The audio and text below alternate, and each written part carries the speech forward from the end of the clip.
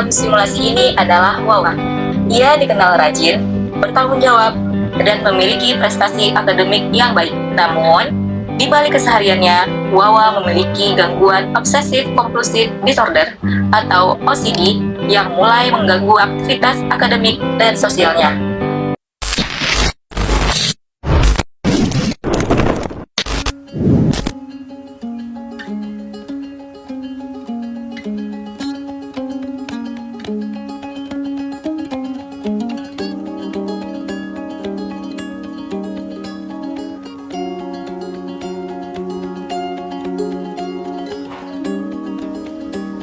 Wah, ayo masuk. Ya, bentar. Kamu nyari apa sih? Kayaknya dompet aku ketinggalan. Loh, perlu dicek. Iya, tapi aku nggak yakin. Coba cek lagi, kalau ternyata nggak ada gimana? Kalau nanti hilang, gimana?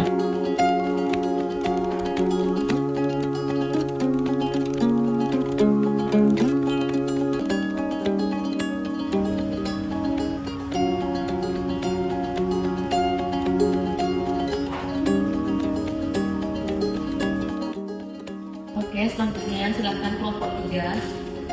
Aku bagian 1, kamu bagian 2, aku bagian 3 ya.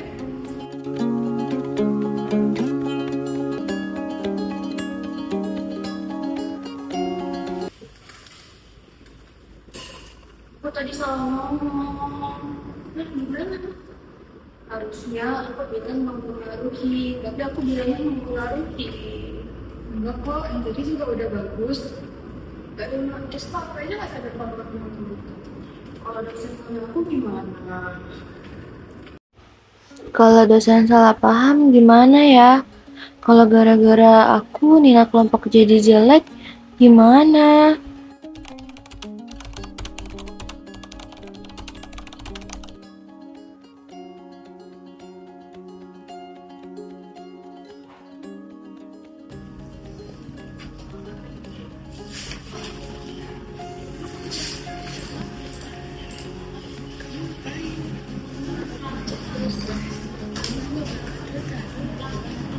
Aku takut salah. Udah bagus kok. Benar. Iya. Yakin. Serius, udah bagus itu. Kira-kira kalau ada sekolah gimana? Jangan dikirim dulu. Ayo cek lagi.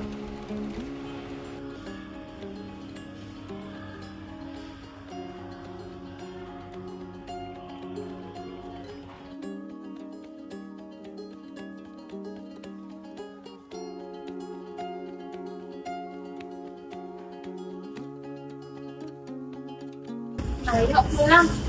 Ayo, yuk.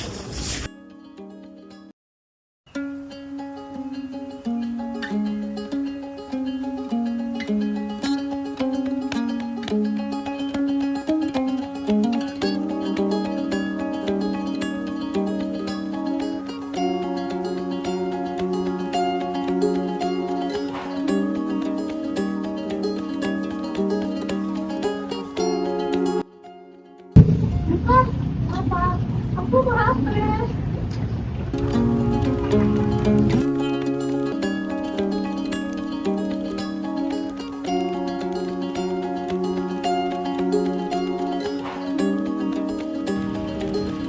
Tadi udah dicek. Ya, tapi aku belum yakin. Kalau ternyata masih di kafe, gimana?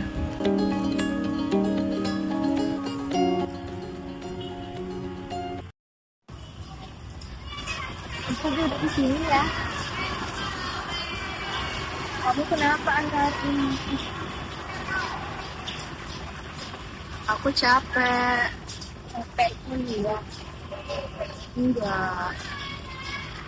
Aku capek sama pikiran aku. Aku tahu sih kamu benar. Tapi pikiran aku bilang belum. Kalau aku nggak ngecek, aku nggak bisa tenang. Aku tahu tapi aku nggak bisa berhenti. Kamu masih milik kok. Nanti aku tetap cari dan lihat ya.